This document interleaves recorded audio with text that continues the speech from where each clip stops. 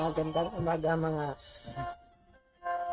beshies, mga ladies in red, ating matanda at saka bata. Dito naman tayo at mga hansang guys. Dito naman tayo sa divination talk natin. At salamat at nakabalik ulit tayo. At pasalamat tayo sa mga taong naging daan na tuloy-tuloy itong talk natin. Gusto kong anuhin na isang takakayo na pabalik-balik yung sinasabi ko dahil minsan may mga bagay na hindi maliwanag sa sinasabi ko. Iba yung sinasabi ko pero yung iba yung pagkukuha ng sinasabi ko. Kahit na straight. So mahirap yan kasi pag nakikichismis ka, huwag kumakalat yung chismis. Pero mas maganda yung tama yung chismis. Kasi pa nagdagdagan, instead na maano yung chinchismis natin, maiinis siya kasi nadagdagan yung sinasabi natin na hindi naman pala ganon. Yung ano lang, narinig lang natin, napulot. So, yung first requirement natin, ulitin ko, ay sa prayer ni Master Christ na marunong tayo mag-forgive. Na magpatawad tayo sa mga tao nagkasala sa atin para pag naghingi tayo ng kapatawaran sa God is patawarin din tayo. Hindi po pwedeng baliktarin natin yung process. Ganon talaga yung process. Ikaw muna. May spiritual reason yan. May spiritual na dahilan. Bakit kailangan ikaw muna? Kasi kung ano ka, yun yung ginagawa mo. So, yung prayer ni Master Christ is training yun sa atin na magmagandang loob sa ibang tao. Saka tayo pakitaan ng magandang loob. Hindi yung tayo yung mauna. Ha? Para kang snatcher nun. Ha? Para kang kidnapper. Nangunguha ka lang. Dapat ikaw muna magbigay. Ganun yan. Hindi naman bribery yun. Iba naman yung bribery. Ito, may kasalanan talaga. May reason talaga, very valid at saka tangible yung reason. Hindi yung basta lang na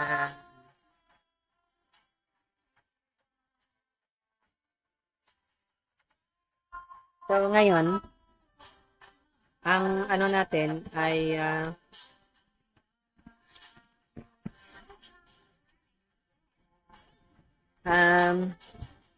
kailangan mapasan yung requirement na yun. Of course, hindi tayo naniniwala na may accident, coincidence, o ano-ano pa.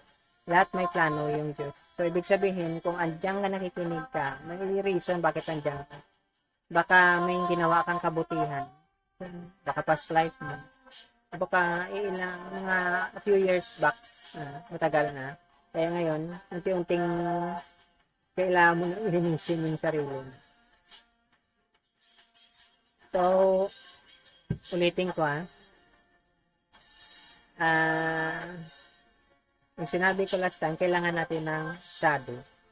Yung sadhu is yung mga spiritual master, righteous na tao, truthful, guru, acharya, or mga mystic mentor. Si Master Christ is isa yung example ng sadhu sa Christian practice. Sa ibang religious organization may ano dyan, iba-iba rin yung mga sadhu nila. Pero, hindi tayo napopromote ng dogma dito, religious dogma. Yung sa atin is may, ano yan, may psychological reason. Kasi, kung mag-aral ka ng theology mo, sa bandang huli, ma-discover mo, may psychological reason lahat ng bagay. Hindi dogma, hindi ito blind obedience. Hindi tayo napaparami ng bulag sa mundo. O kahit sa country na lang natin. Ayaw natin dagdagan. Kasi mahirap yung mga bulag. Maraming mga aksidente pag maraming bulag. Kailangan buksan. Kaya nga, before mo abutin yung spiritual na level, kailangan may mastery ka ng psychological na level. Ibig sa psychological na level, sa mind na level yun. Kasi physical na level na ngayon yung ginagawa natin. Physical. May katawan ka. Buhay ko pa. So ngayon, kung wala kang mastery, yung interpretation mo sa psychological level, napaka dogmatic yung labas niya. Kasi hindi mo makikita na yung iba dyan, walang anthropological, walang historical, archaeological, walang basis. Purely psychological lang talaga siya. Para kang nag-aral ng Zen Buddhism. Purely psychological lang siya. Lahat ng teachings ng religion, kaya sinabi ko, before nagtayuan yung mga religion na yan, nauna mo na yung tao. So, dito tayo sa tao, hindi sa religion. Lahat namang katuruan yan, parang damit yan ng tao. Hindi yung putulin mo yung katawan para magkasya sa damit. Mali. Putulin mo yung daliri ng paa mo para magkasya yung sapatos. O ipipilit mo, parang yung lotus feet sa China dati, pinipilit yung yung nababali yung paa ng babae para makitang maganda tingnan. Maliit. Okay. Pero hindi yan kasi yung mga teachings na mga master ko, teaching ni Confucius, teaching ni Li Er or ni Lao Tzu, at saka ng iba dyan, kahit na yung Yi Jing, yan, may external siya, panlabas na interpretation. Yan yung pinag-aaralan ng mga theologians, panglabas.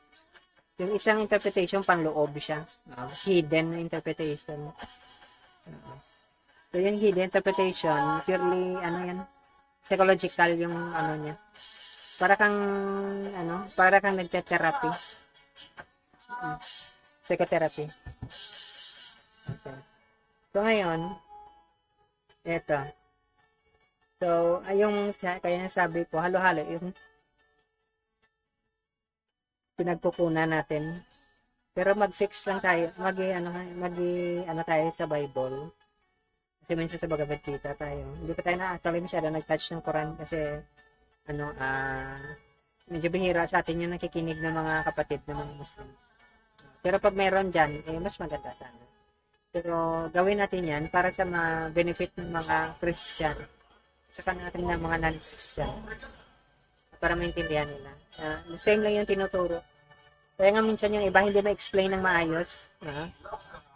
Ibig sabihin, dinadagdagan ng interpretation kahit wala dyan. Kasi psychological yan. Okay.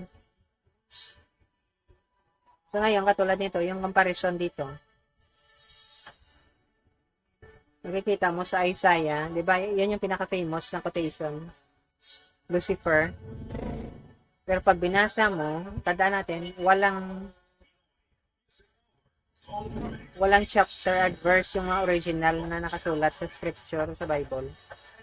Old at sa New Testament. Walang chapter verse, yung dinagdag lang yan. Nakalimutan ko sino nagdagdag. Parang pare yata. Hindi ko lang maano. Anyway, research yun. Ngayon, puputulin niya ng mga dogmatics ang tawag natin. Yung mga nagtuturo sa scripture. Katulad ng Bible, Old Testament. Tanak. So ngayon, sinasabi dyan, si Lucifer, naging mayabang. Pero pag binasa mo yung buong ng Isaiah, wala namang Lucifer dyan. Actually, naka-refer yan sa isang place. At saka Morning Star ang ginamit yan. Parang isang movie sa Netflix, si Lucifer Morning Star. Hindi tao naka-refer dyan. Ngayon, pinipilit ng mga nag-aaral ng dogmatic theology. Hindi tao talaga yan si Lucifer yan. Kung basahin mo, kahit hindi ka theologian or mag-hermeneutics ka, hindi talaga tao yung naka-refer dyan. Hindi tao. Place yan. So, paano siya naging tao? Kasi pinipilit na yung idea. Kasi ginagawa yung idea ng Lucifer. Kahit wala. Pero ganito yan, para makuha niyo yung idea niya. Dahil sa kayabangan, bumagsak si Lucifer. Paano yan?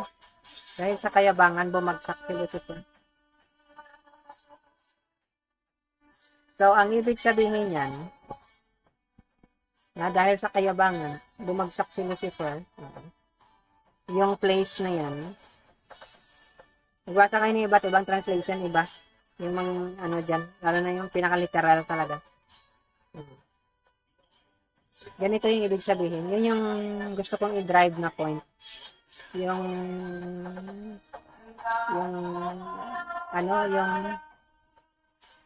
tarot combination ng country natin. Kasi yung Lucifer na naka-refer dyan is country yan. Ang point yan, ganito. Yung collective unconscious ng mga tao, personality niya yan. Katulad ng German, yung collective unconscious yan. Amerika. Kahit Israel or Syria, Saudi Arabia. Ngayon, pinakonsider yan na person kasi ang unconscious ng mga tao yan. Collective unconscious. So, ang actually pinaka-point dito is pride. Bumagsak siya dahil sa pride niya. Ganon yun. May mga places na napakayabang ng mga tao. May mga places na napaka-humble ng mga tao. Mapakumbaba sila. May mga places na mahangin yung mga tao. So, napakahangin nila. Ganon yun. So, tayo na mga sa country natin, yung service attitude natin ibang klase. At saka yung skill natin sa yung very, anong tawag dito? Yung talent sa kulipot ng mga bagay. So, yun yung personality natin as a whole, collective unconscious. Pero sinisirain ng iba kasi hindi nila nakuha yung collective unconscious talaga. May mga way yun pag-determine ng collective unconscious. Hindi po statistics yung ginagamit yun kasi hindi ang pag-interpret ng collective unconscious yung yan naman yan. Wala namang ginagamit na statistics dyan. Yun yung ng iba. So, may mga scholars, especially yung may kakilala tayo, kaya lang hindi kami nag-meet in person bago siya namatay, na parang siya yata na-promote ng Filipino psychology. Ganon yun. Ewan ko lang kung paano niya na-come up yung idea na yun. Pero hindi statistics yung ginagamit doon. Cultural yun. So, since ewan ko lang kung cultural, kasi psychology yun naman yata tinuturo, hindi naman siya cultural. Hindi lang ako sure kung cultural anthropologist siya. Pero part yun na pag-study is cultural anthropology. Pero may iba pang way yung pag-determine nun. Okay. So, kung magaling ka sa astrology, tarot, or numerology, baka ma-discover mo yung way. Kasi yung mga divinatory arts na yan, collective unconscious yung ginagamit yan. Okay.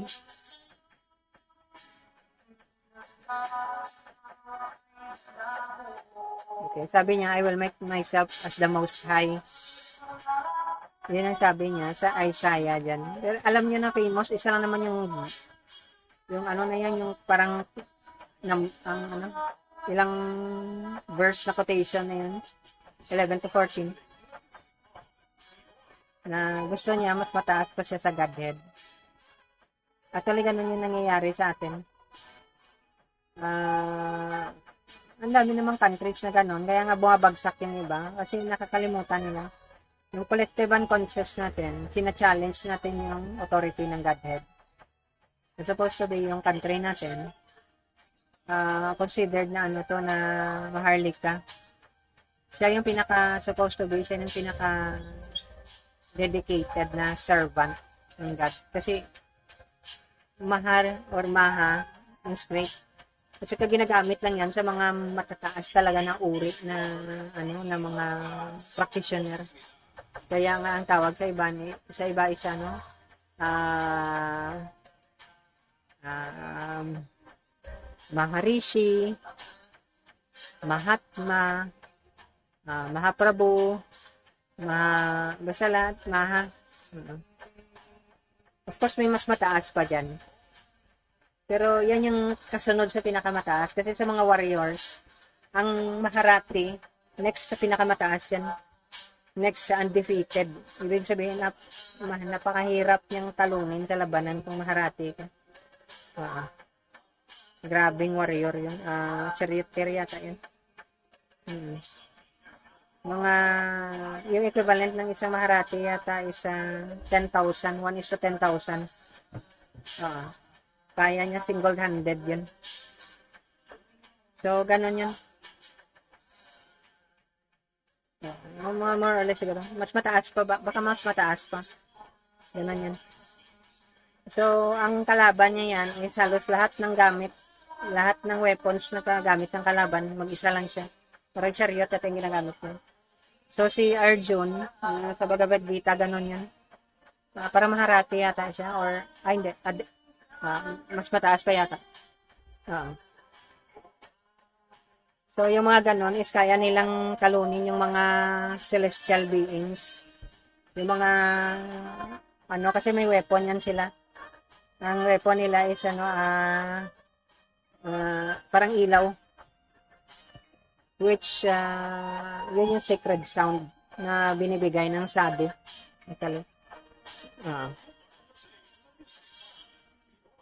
Napakahirap i-counter ng ganong klaseng weapon. So, ngayon,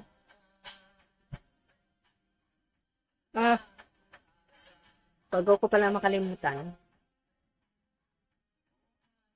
yung idea ng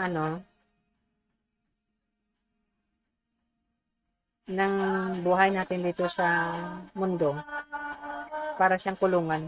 Yun ang typical na example. Minsan cave, kay Plato yata. Ibig sabihin, nakakulong tayo, nakakonstraint tayo. May limit yung kilos natin. So, ngayon, yung mga laws na yan, yung nag-constraint sa atin, actually, yung isa sa pinaka-prominent na law dyan is guilt. Guilt or sin. So, yan yung expertise ng mga nag-introduce nag-aral ng dogmatic theology. Every time mag-ituro sila, kahit sa amang religious group, dogmatic theology yung nila, yung in-introduce kasi power yun ang or mindset yun ng parent. Yung parent natin is should, yung ginagamit nila. Dapat ganito, dapat ganito, dapat ganito. Power yan ng parent. So, kung parent-oriented ka or parental-oriented ka, mahilig kang mag-induce ng guilt. Si ganito may kasalanan, si ganito may kasalanan, si ganito may kasalanan. Now, ang reason na bakit andyan yung mga sadhu means Catholic Master Christ, mga guru, macharya, basic mentor mo, truthful righteous powers, bastion talks, is para i-remove ang power ng guilt. Ganon yan. So, kung mahilig ka mag-guilt trip sa ibang tao, alam kong maraming gumagawa sa atin yan kasi dati ginagawa din natin yun. Yung medyo hindi pa natin naintindihan talaga yung kasi katulad nyo, kailangan din nating mag-aral. Kailangan guide. Gina-guide tayo ng mga pero later on, once na na-learn mo na, may idea ka na parang basic sa mathematics. Basic operations hanggang sa maintindihan mo, hanggang sa pinaka-complex. Okay. So, ganun yan. So, ang mangyari, hindi tayo nag-i-introduce dito ng tawag nila guilt trip. Kasi pag nag-promote tayo ng guilt trip, nagpo-promote tayo ng tinatawag nilang law. Law ng law na magtatali sa ibang tao, sa sin. Hindi tayo magpo-promote, tinatanggal natin yan kasi yan yung reason bakit yan yung masado. Ang reason na nandyan si Master Christ para tanggalin yung yung chains ng sin. So, pag may ginagawa kayo, or iniisip, salita, o may ginagawa, na ina-accuse nyo yung iba ng sin, ibig sabihin, medyo, hindi nyo pa naintindihan yung talaga, yung pinaka-idea, bakit may tinatawag na New Covenant, Good News, or bakit may mga sado? Kasi yung sado, yung magtatanggal yan, puputulin nyo. Buksan nyo yung third eye mo. Yung sin is, yun yung seal ng 666. Yun yung sin, yung tinatawag. Kasi yung sin naman na ibig sabihin niya, nagkamali ka. Kaya lang ginawang dogma. So ngayon, balik tayo dito sa story ng Genesis. Sa Genesis, nag-usap si Eve at saka yung snake. Kasi yung snake daw, napakasama niya. Masama yung mga ahas, dapat pag nakita niyo mga ahas patayin, ay, totoo. Hindi naman gano'n yun. Kasi nagsasalita daw naman yung ahas eh. Yun yung sinasabi ko. Na pag medyo dogmatic ka, gano'n yung mangyayari. Pero hindi ito psychological story ito. Na para maintindihan mo kung ano yung pinaka-point ng pinag-uusapan nila. Sabi ng ng babae. Kayong mga babae dyan, Ma'am She Beses, Ladies Straight, matanda ka pa dati. Sabi niya, ay sinabihan pa ng ahas daw. Kaya ang ahas daw masama daw yung yung ugali. Sinabi ba ng Diyos sa'yo na hindi ka kain sa prutas ng hardin? Okay. Tinanong ng ahas yung babae. So, wag daw sa puno sa gitna ng hardin. Wag. Yun. Ha? Kahit nahawakan mo lang, hindi pwede. Or mamamatay ka. Nako, ito na ngayon. Ito yung controversy. Una, masama yung ahas. So, yung mga ahas, dapat pag nakita mo, patayin daw kasi masama daw yan. Yung pangalawa, loko-loko daw yung babae. May pagkasira din. May katarantaduhan na ginawa niya. Okay. Ngayon, yun yung mga controversy dyan. Tapos, ngayon,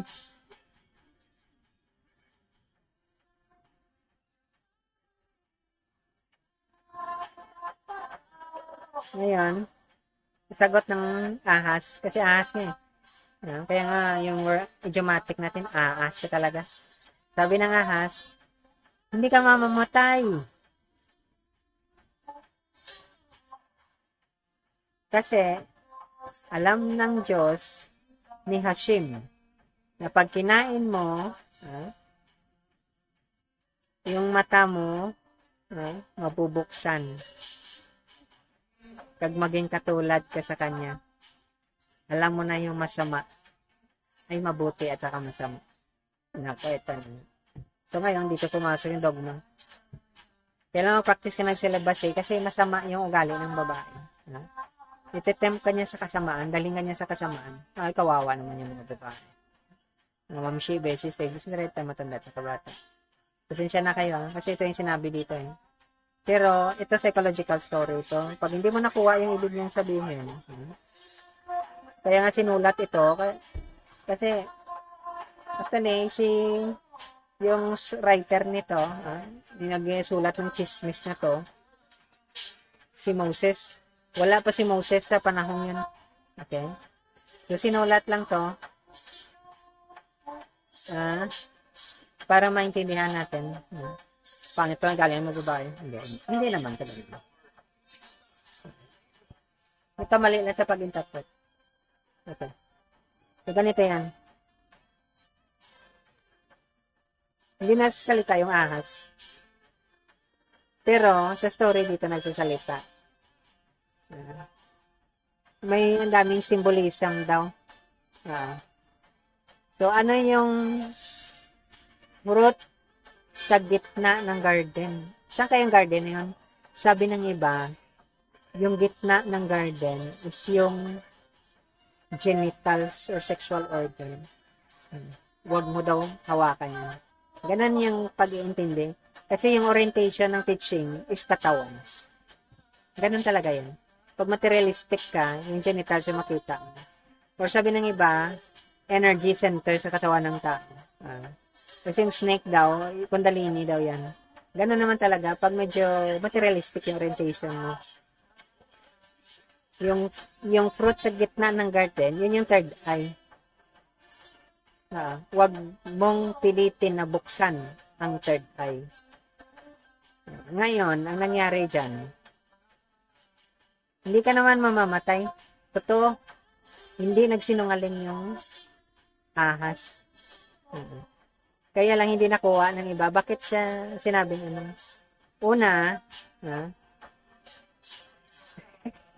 ito yung malalim na teachings kasi. Chika-chika. Code ito nila. Maging katulad ka sa Godhead. Kasi doon mo makita sa third eye yung masama at saka mabuti. Unfortunately, nakatira may defect si Adam at saka si Eve sa ganong time. Paano ko ba sasabihin to sa iyo? Na nag-create parang nag-create ng illusion. Ganon yan. So ngayon, instead na si Adam yung kasama ni Eve, yung ahas yung kasama niya. Ganon yan. So ngayon, kung titingnan mo sa ancient na writing, sa Jewish na myth, may Lilith pa na story. Si Lilith talaga, hindi sumama kay Adam. Si Eve lang yung sumama kay Adam. So, hindi naman talaga masama si Eve. Kaya lang, alam mo kasi yung ambisyon ng tao na buksan yung third eye niya. Kasi once buksan yung third eye mo, makita mo yung katotohanan talaga. Ngayon, ito yung ugali ng tao. Si Eve actually, siya yung feelings natin. Yung feelings natin, mabait yan. Kaya nga yung emotion natin, yung kung ano yung pag nagsama yung babae sa lalaki, makikita mo yung gaano ka-emotional yung lalaki sa nature ng babae. At saka gaano katigas yung babae sa nature ng lalaki. So hindi yun nakita ng iba na gano'n yung pag-pair. Okay. Anima at saka animus. So dahil yung babae is siya yung emotional nature natin.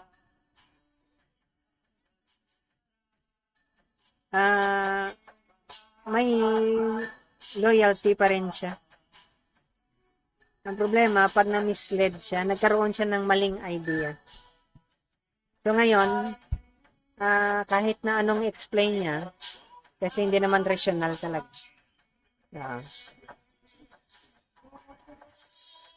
Maano siya ma-misled siya along the way.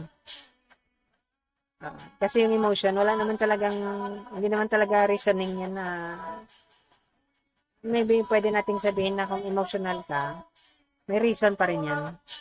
Pero yung nagbibigay ng guidance sa'yo, yung intellect mo, Ito yung ahas na to, symbol yun ng yung intelligence actually.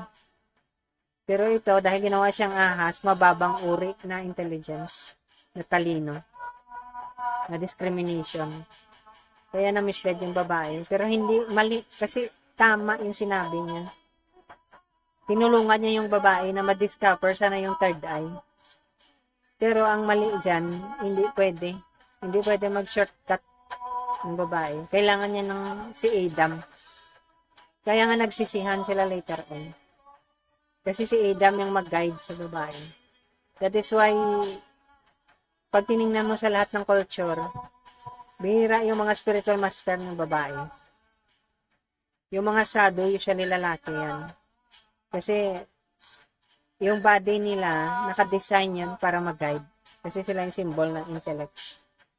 Kaya nga, kung may mga sadhu man na babae, nag-ano pa rin yan, nagpapakumbaba pa rin yan sa mga sadhu na lalaki. Kasi alam nila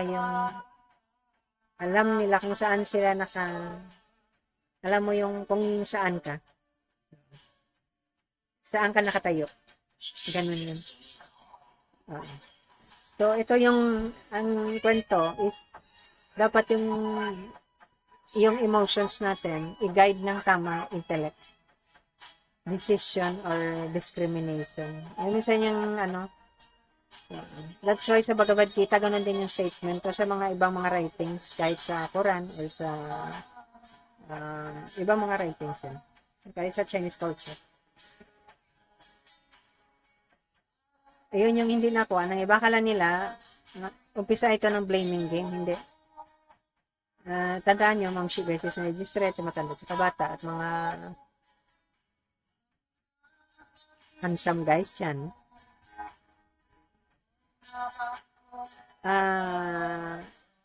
Yung emotion mo, hindi yun galing sa ibang tao. Galing yun sa'yo.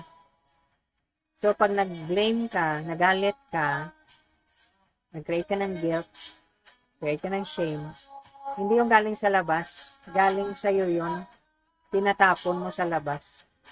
So that's why, yun ang tinatanggal ng mga sadhu, ng mga great saints, or mga guru, or acharya, or katulad ni Master Price, yun ang tinatanggal niya. Huwag mong i-blame sa iba yung emotions. Nalungkot ka, na-depress ka, nagalit ka dahil sa ibang tao. Hindi. Yung emotion sa'yo yan. Hindi yun sa ibang tao. Dahil kung hindi mo alam na sa'yo yan, baka may problema yung pag-iisip mo. Pasensya sa mga may problema sa pag-iisip yan. Kung meron man kayo, wag na muna kayo makinig kasi baka madagdagan yung problema yung pag-iisip. Ganon yan. So, yung emotions na pinanggagalingan minsan ng cardinal sins, hindi yun galing sa ibang tao. Nakikita mo yun, pero andun yun sa'yo. Kaya minsan sinasabi nila, thinkers are doers. May katotohanan din yun. Kaya nga kung hindi ka makapagpatawad, ulitin ko, yung guilt sa'yo yan, tinatapon mo sa iba. Kaya nga hindi ka makapag-forgive. Ganon yung point yan ng prayer ng Master Christ. Kaya kailangan mo mag-forgive para matanggal yung burden mo. Kasi sa'yo yan, pinapahirapan mo yung sarili mo. Hindi yung ibang tao. Yung ibang tao rin, mahina din yung self-esteem nila. Mahina din yung identity crisis sila. Ayan ngayon na nangyari. Okay. So ngayon, na-attempt yung babae. Kasi emotion na siya. Kaya nga kailangan ang mga lalaki, pag nag-husband ka, o naging partner ka, spiritually developed ka, ikaw supposed to be yung guru ng babae. No? Pero minsan wala yun. Minsan yung reason na nag-asawa ka dahil very physically attractive, may pera, o kung ano-ano. Material yung basis. Dapat spiritually evolved ka kasi ikaw yung mag-guide. Kasi mangyari sa inyong dalawa, parang ahas at saka si Eve kayo. Tuturuan mo yung babae na mali. Yung babae naman dahil emotional siya.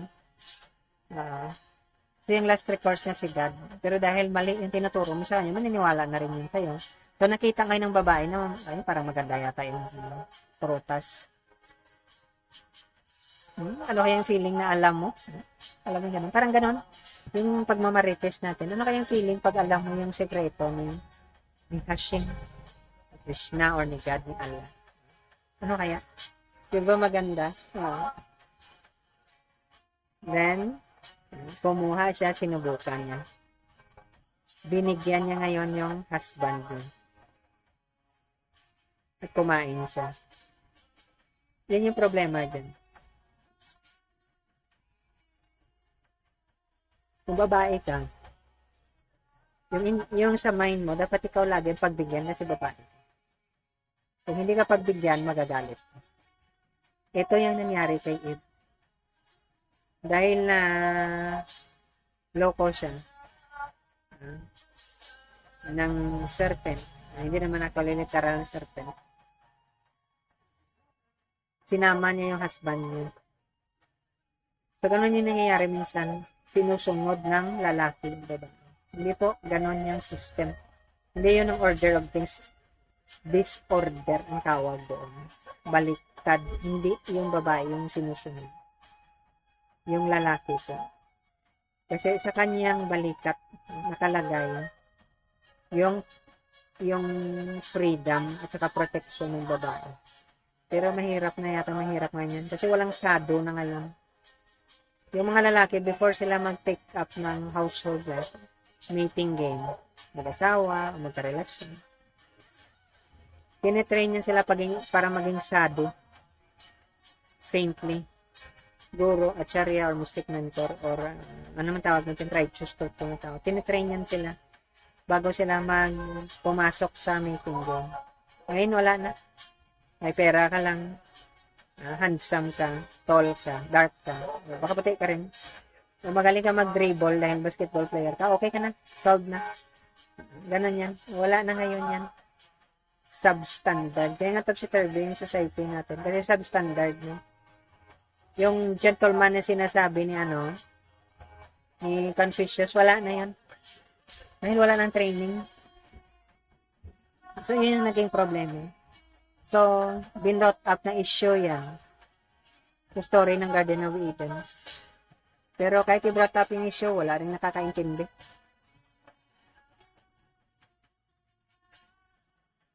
Okay. So, ngayon,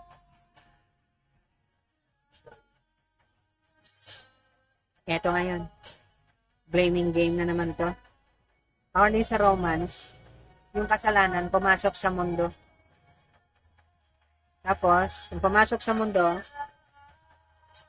pumasok yung kamatayan dahil lahat nagkasala. So, sabi nila, ito yung sin, original sin. Hindi naman ganito yung pinaka-story niya talaga. Kasi may tinatanggal nga. Alam mo yung, kahit yung concept ng marriage, wala yun sa Bible. Sa Old Testament, wala. Sabi na kinasal ni God si Adam. Hindi naman, paano niya ikakasal? Anak niya yung dalawa. Ibig sabihin, half brother, half sister sila. O pwede nga anak ni Adam si Eve. Kaya medyo, kasi dogma yan eh. Yung pilit sinasaksak sa utak mo. Pag binasa mo, hindi ganun. Yung original sin dito is dahil si Adam, naghanap siya ng makasama niya. Hindi ibig sabihin kasalanan yung babae.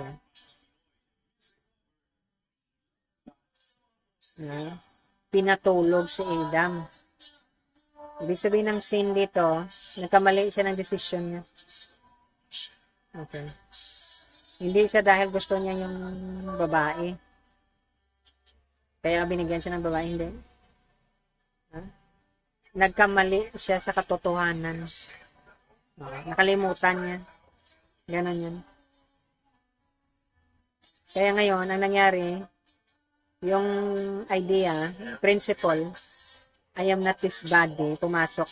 Yun yung sin, I am this body.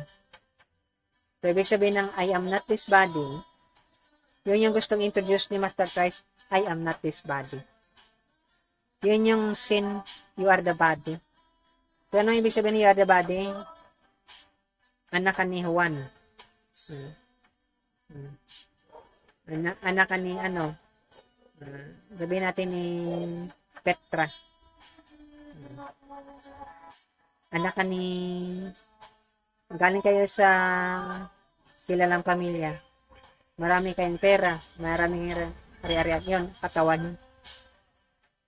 Yun ang ibig sabihin ng I am this body. Lahat ng bagay na connected sa body, kasama yung pagsimba mo, pag-worship mo ng mga bato at sa kahoy, I am this body yan, connected sa body.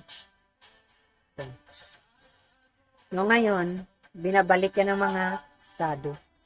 Mga saintly, great sage yung tawag mo sa iba. Ano yung binabalik nila na idea? Hindi ikaw yung katawan na to. Lahat ng bagay na connected sa katawan mo, kahit na yung pagsimba mo at pagkanta mo dun sa simbahan, walang connection yun dahil I am not this body. Ibig sabihin yung relasyon mo sa babae, relasyon mo sa kapatid mo, relasyon mo sa kaibigan, relasyon mo sa mga anak mo. Wala yun. Dahil body yun. Kasi kung I am not this body, wala kang connection sa kanila. Yun yung pinipilit na ini-introduce ni Master Christ. Yun din yung sinasabi ni Paul. Kaya nga sabi niya, dito sa John, sasabihin ko sa inyo ang katotohanan, kung sino man na nagkasala, slave ng kasalanan. Akala nila, yung gagawa ka ng kasalanan, hindi, ano yan, very tricky yung statement na ginagamit actually sa New Testament. Hindi yun pang ordinary na tao. Kaya nga may reason yung dati yung church, mga tao, yung church, kahit na yung mga ibang religion, na sana hindi pwede mag-interpret yung walang kaalaman, yung walang training, walang guidance, magkakamali ka. Kasi pag nagkasala ka, hindi sa gagawa ka ng kasalanan. Ibig sabihin, nasa isipan mo yung kasalanan, kaya naging slave ka ng kasalanan. Kasi yung katawan, wala namang ginagawa yan. Bakit? May ginagawa ka, di ba? Naglalakad ka. Hindi naman yung katawan yung naglalakad, ikaw naman yung naglalakad. Kaya nga, I am not this body. Kung wala ka sa katawan mo, patay yung katawan. Kaya nga hindi naglalakad yung katawan, walang ginagawang kasalanan yung katawan.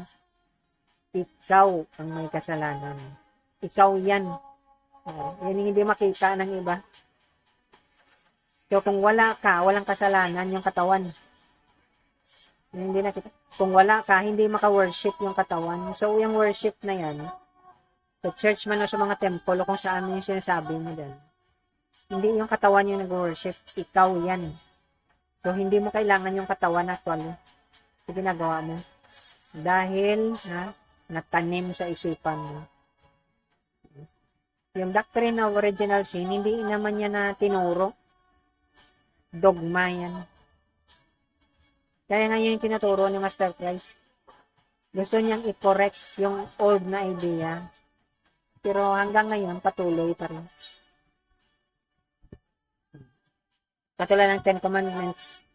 Katulad ng iba, yung Ten Commandments, inuutosan ka.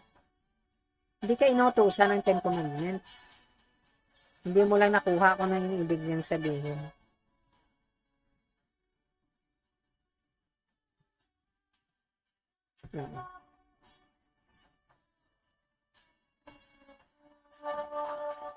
Yung wordings dyan, pag hindi mo nakuha, yung reference dyan palagi is Aham Brahmasmi, I am not this body. I am spirit soul, Aham Brahmasmi. Okay? Pag i-refer mo yung mga teachings yan sa any scripture sa katawan, mali at agad interpretation. Sa spirit yan naka-refer. Ang intermediary ng body at saka ng spirit, yun yung mind. So, itong mga stories na to is parang yung mga damit na maintindihan ng mind para makuha niya. Imaginative kasi yung mind, creative.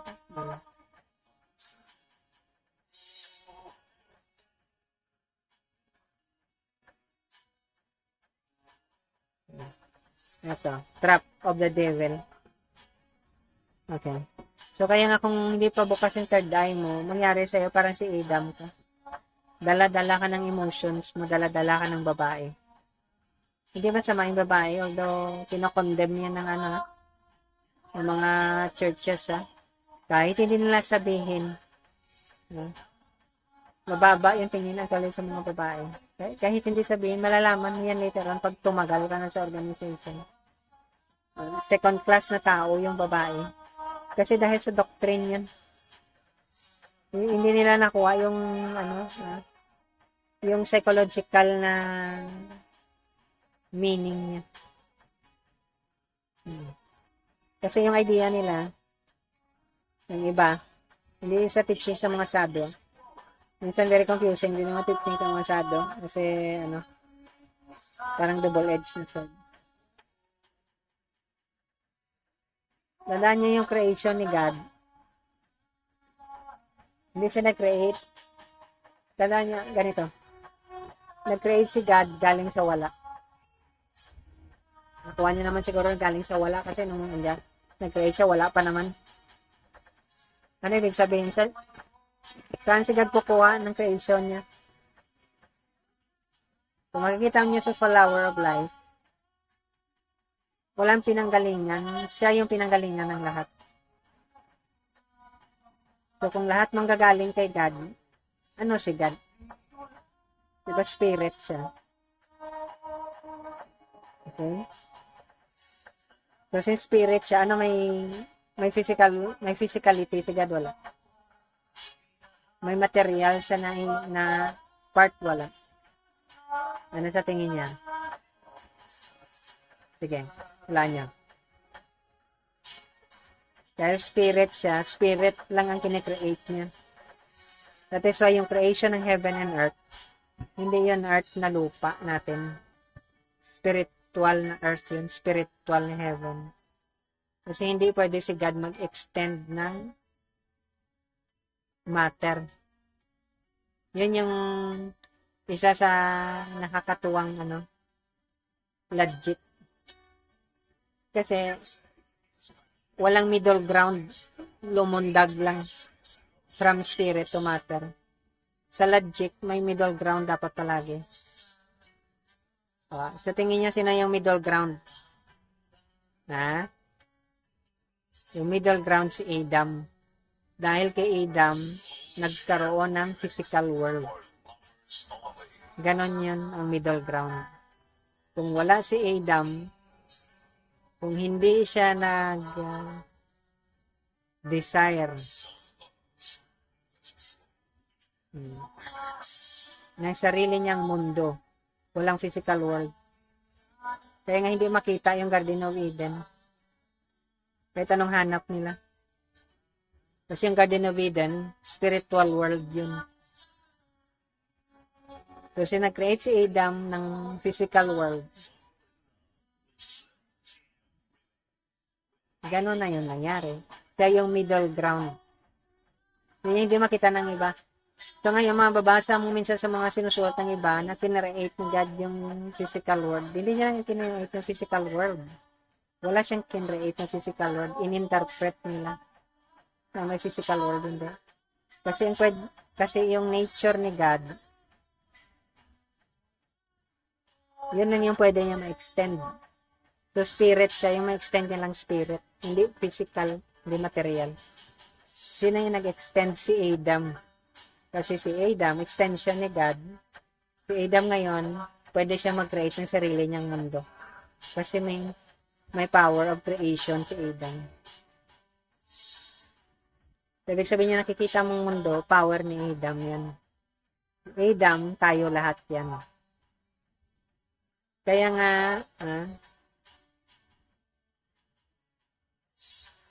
kailangan tawagin ng mga sadhus, Master Christ, mga guru at charya, mga mystic mentor, mga righteous na tao, lahat para mabuo siya, mabalik si Adam at mawala yung material world. Kasi yung material world of flesh ang tawag dito. Hanggang hindi matawag yung last na individual na maibalik patuloy yung physical world na to. Yun yung pinaka essential ng teachings ng mga ng mga Jewish masters. First Adam at saka last Adam. Okay. Ganun yun.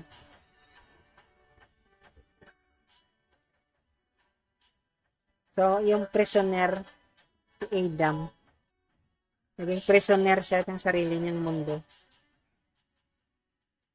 Nag-create siya ng sarili niyang dream world. Ito yung sinasabi ni sa Matrix na movie, na parang dream world siya.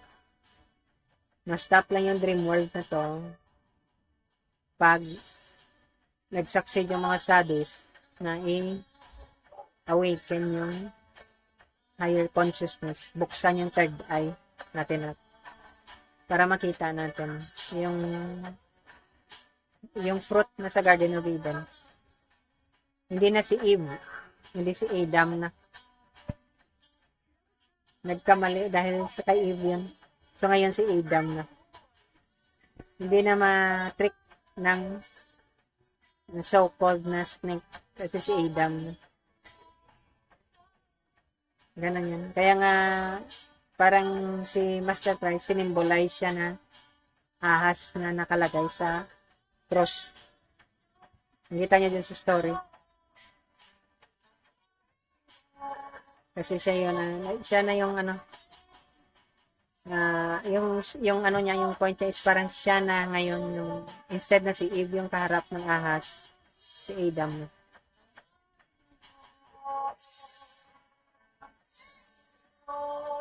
Tingnan niyo to sa Genesis, naririnig ni Adam at ni Eve yung yapak ng Godhead. Ang tanong, bakit kaya hindi natin marinig? Ano yung problema?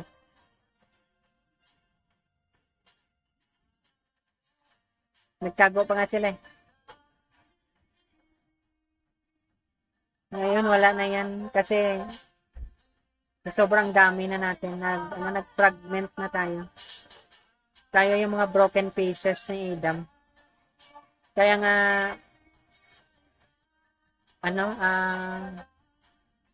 napakahirap siyang ibalik yung broken pieces dahil sobrang dami natin. Ang bilis pa naman ng mga demons magparami. Buti sana kung mga saints yung nagpaparami. Pag hindi open yung third eye mo, nag-engage ka sa coitus, pumasok ka sa mating game, mas malamang demon yung magiging anak mo. Magiging siya, prisoner ng sin ng mundong ito. Ganon siya. Pero kung yung anak mo is product siya ng mga sadhu, kasi pwede namang manak yung mga sadhu, maging saint siya, hindi mahirap. Walang mawawala yung power ng illusion ng mundong ito. Yung Maya tawag. Kaya Maya tawag sa world na to ng mga sadhu. Maya. Illusion siya. Not this. Ganon siya. Yung niya. Kaya nga yung mga words na ginagamit, parang yan, password. Hindi ito. Pero hindi nakuha ng iba. Bakit hindi nga ito? Bakit nga ba? Kasi illusion nga siya. Nakikita mo lang yung illusion, Hindi si Lucian yung kilala natin sa Facebook. Hindi yun, ha? Wala, hindi natin sinasali si Lucian dito. Ano yan? Bukas yung third eye mo, makikita mo yung katotohanan. Hindi ka ma-deceive ng illusion. Ngayon, tinawag pa nga ng Godhead ni Hashem yung mga anak niya. Anak niya kasi ito galing sa kanya to. Sabi niya, saan ka na?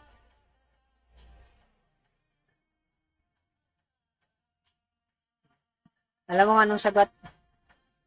Narinig kita sa hardin. Takot ako dahil ako ay hubad. Kaya nagtago ako. Tingnan mo, hindi dapat ikinakahiya yung katawan kasi hindi naman ikaw yung katawan. Pero sa panahon ito, sa ganitong sitwasyon, iniisip ni Adam, siya yung katawan. I am this body. Kaya nahihiya siya sa katawan niya. Pero kung hindi ikaw yung katawan, bakit mahiya ka sa katawan mo? Patay yung katawan na yan. Para lang yung sasakyan. Chariot. Yun yung story din sa Bhagavad Gita. Chariot lang yung katawan mo. So, ngayon ang tinanong siya ni God, saan ka na? Sabi niya, narinig kita sa Garden of Eden at natakot ako. Kanya yung sinasagutan nila. Yung una nating concern is fear. Dahil yung identification sa katawan at saka yung fear, magkasama yun. The more na nakadikit yung identification mo, yung I am mo sa katawan, the more na matindi yung takot mo. Ano kaya mangyari sa asawa ko? Ano kaya mangyari sa anak ko? Ano kaya mangyari sa bank account ko? Ano kaya mangyari sa sasakyan ko? Ay, binangga mo ako. Pero yung sasakyan niya nabangga. Ano kaya mangyari sa bahay namin? Ano kaya mangyayari sa business namin, sa stock market ngayon? Ano kaya mangyayari sa politika ngayon sa country namin? Ano ngayon kaya mangyari sa kamag-anak kong hospital? Yun yung ibig niyang sabihin. The more na naka-attend ka sa katawan mo, love na love mo yung katawan mo, the more na grabe yung fear mo. Kaya nga, yung tinuturo ng mga sadhu, ayun na sa body, tanggalin mo yung identification mo sa katawan mo. Kasi doon ang gagaling yung takot mo. So, ganun yan. Grabe talaga ito yung mga chika na binigay ni Moses. No? Ngayon, tinanong siya ng God, sino sabi sa'yo yung hubad ka? Kasi alam ng God, hindi naman hubad si Adam. Spirit si Adam. Paano siya naging hubad? Ang katawan yung hubad. Hindi si Adam. Ang katawan yung may guilt. Hindi siya. Yung katawan, yung dahil sa katawan, may takot. Hindi si Adam. Dahil hindi siya ginawa sa takot. Ginawa siya sa pagmamahal. Yung pagmamahal at sa katakot, hindi pwedeng isama yan. Kung takot ka, kulang ka sa pagmamahal. Yun yung development stage ng isang tao. Ngayon, alam na ni God. Kumain ka sa puno, ano? So, ngayon, ito na nangyari. Hinuli ni God si Adam. Kumain ka sa puno, ano? Ano sabi ni Adam? Ito yung sinasabi kong spillover. Tinuro niya ngayon si Eve. Pumasok yung guilt. Magkaano na siya, magkasunod-sunod. Hindi siya biglang naglundag lang. Kasunod-sunod, tinuro niya yung babae. Ganon yung ugali natin. Dahil sa sobra nating identification sa katawan, grabe yung fear natin. So ngayon kung ituturo tayo ng kasalanan, ituturo din natin yung iba. Kaya ngayong emotion niya na fear, at saka yung emotion niya na guilt, tinulak niya kay Eve. O ngayon, tinanong ni God si Eve. Gusto niyang malaman kung ganon din si Eve. Ha? Ano yung ginawa mo? Tinanong lang naman sila kung anong ginawa nila. O ngayon, anong sinabi ni Eve? Dahil guilty siya, niloko ako. Kaya nagkasala ako. Yun minsan yung ugali natin. Sa mga relationship natin. Niloko mo ako, kaya nagkasala ako. Kaya gumawa ako ng kalukuhan. Gumawa din ako ng kasalanan. Ikaw yung kayo may kasalanan, kaya gumawa ako ng kasalanan. Nakita mo yung pag-spill over ng ano nila, ng emotion nila. Yun yung victim mentality. Ayaw mong angkinin na emotion mo yan. Ayaw mong admit na yung emotion mo yung may reason dyan. Minsan yung mahirap sa tao, ayaw niyang angkinin na nagkasala siya sa isipan. Yun yung pinaka-first na fault nila. Kasi sobrang identification. That's why, ang first and last na teaching, I am not this body, I am spirit, soul. Kaya wala kang sisisihin, wala kang i-blame, wala kang i-condemn, wala kang gagawin. I-admit mo lang na may mali ka. Ganun lang yun. Huwag mong ilabas sa bahay mo yung basura, ay yung baho. Para ano, yung dirty linen, huwag mong itapon sa daan. I-resolve mo yung issue sa sarili mo mismo. Ganun yun. Yan yung pinaka-point ng story. Hindi yung para i-blame si Eve, para i-blame si Adam, may ahas, baka mali naman si God sa ginawa niya. Walang ganun. Pinapakita lang ng story kung ano yung ugali natin minsan, which ginagawa talaga natin. Kasi projection ang tawag doon. Transference. Lagi natin ginagawa. Iba-iba lang yung tao, pero yung modus operandi, yung style natin, yung pattern natin, paulit-ulit lang. Ganon. Halatado ka na, Chong. Alam na yun. Ulit-ulit. Tuwing may ginagawa ka, tuwing nagigilty ka sarili mo, nahihiya ka, tuturo mo sa ibang tao. Alam mo yung ganon? I-deflect mong tawag mo. Huli-huli ka, okay. So, ganun yung story na yun. So, I hope so nakuha nyo yung, may napulot kayo. Ganon talaga yun. Kaya nga yung mga story na yan, walang archaeological, anthropological, walang historical, wala yan, hindi dogmatic. Purely psychological yung mga stories na yan. Para ipakita kung ano yung ugali natin na kailangan natin i-ayusin. Kaya nga sabi ko dati, yung mga therapy ng mga psychologists, matagal nang alam ng mga sadhus, yung mga saint, mga mystic mentor, mga guro, mga charya. Matagal na nilang alam yan. Hindi lang sila nag-iingay. Kasi trade secret. Pero kasi lumalabas na wala namang gawa. Ay, i-marites na lang natin. Okay. So, gano'n yan. So, I hope so may napulot kayo at may nakuha kayo. At sana madagdagan natin para marami pa tayong natutunan, mapabilis. At saka pag may nakita kayong shadow na pwedeng mag-guide sa inyo, ma-accept nyo as mag-guide sa inyo sa inyo sa church nyo, sa temple nyo, makatulong ito. Okay. Thanks sa time nyo. At sa susunod, para sa mabuti ng tayo. Thank you. Bye-bye.